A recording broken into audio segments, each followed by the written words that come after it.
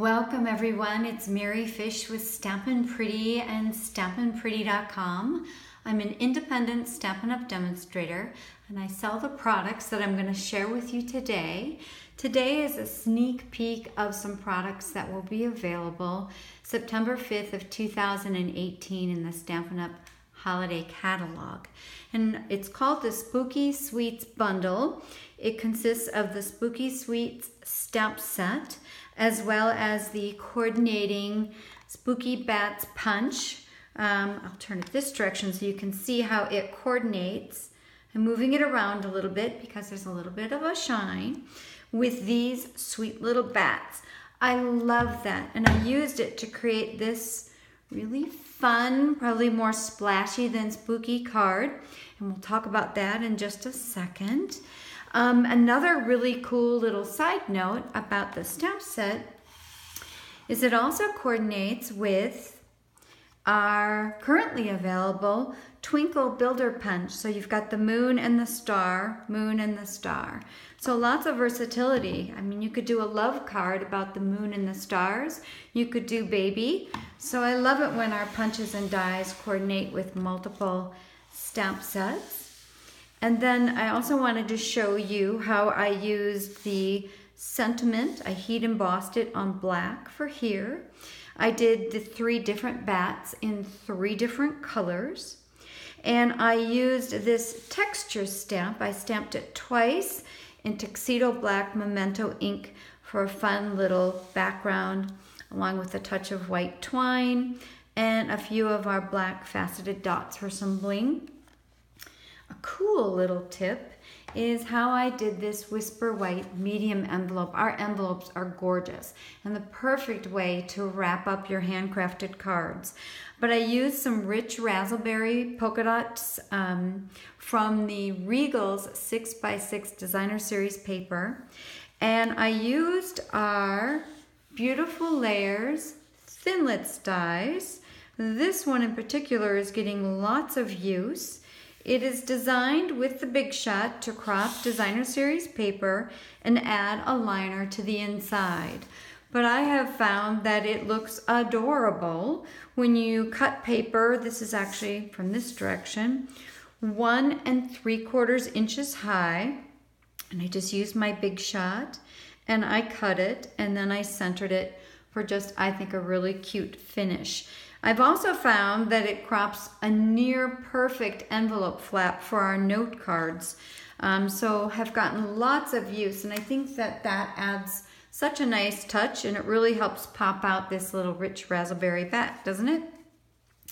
So in stamping the bats, I've got a few tips and tricks, and I'll put them into action for you. Number 1, I rarely use our clear blocks anymore because I have one great big block, and that is the Stamparatus. I've got lots of videos on my blog about the benefits of the Stamparatus, far more than I can share with you right now, but it acts as one big clear block. And the beauty when you're stamping solid images like this, that if you ink up and stamp and you didn't ink quite enough or you didn't get perfect coverage, it is forgiving. You get second chances. You can stamp it again because it's right in place with this corner as well as the magnet.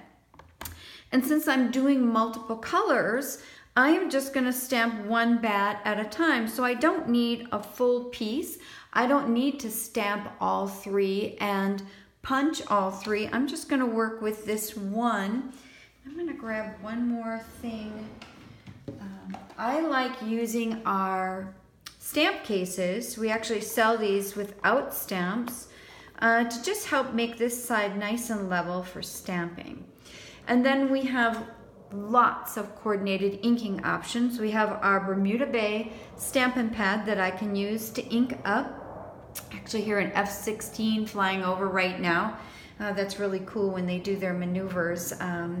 The airport is actually about 35 miles away, but I get to hear them sometimes.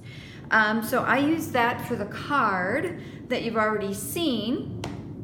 Another option is to use the brush end. We have a brush end and a fine point end of our Stampin' Right markers. You can just brush that on one bat if you like. or you could do multiple colors of the bats. But I'm just going to use an ink spot to do something a little different this time. We sell some of the ink spots in different colors. Again, this is Bermuda Bay. Or you can buy the uninked ink spots that have ink refills that you can just make any color that you want. So I'm going to use this one, and I'm just inking up this bottom guy, and I kind of brush it just a touch, just to kind of get an even layer rather than really pounding it, because if you really pound it, you might lose a little of the definition in some of those images. And like I said with the Stamparatus, if I didn't quite ink it enough, I can always re-stamp it. So I'm going to stamp and apply a good amount of pressure because it needs to be even to transfer onto the Whisper White. And I've used very minimal Whisper White. Now I could ink it up and stamp it again. Why don't I? Just for the heck of it. I actually think it looks good right here, but I just want to show you how this just adds a little more depth. I find I use less cardstock and ink when using my Stamparatus, because look how little cardstock I'm using. I'm just using that bottom end. So this will come out a little bit darker at first, and then it will lighten as it dries. But isn't that a beautiful, crisp little bat? And then I'm going to bring in the Spooky Bats Punch. Ours flattened down for storage, and then you just do that to release it. And then you'll see why I do just a long, skinny piece. I don't need to punch out all those bats. And I'm standing on my tippy toes. And I'm just making sure there's a nice, even white line all the way around. And I'm going to punch. And this little, I'm going to just adjust this head just a tiniest bit. And he just flies right out of there, doesn't he? Just perfect. And I love the way it looks. You can see this is how much lighter it will get as the ink dries a little bit. That Bermuda Bay will lighten just a touch. And then again, I'll bring in the stars of the show, the Spooky Sweets stamp set and the coordinating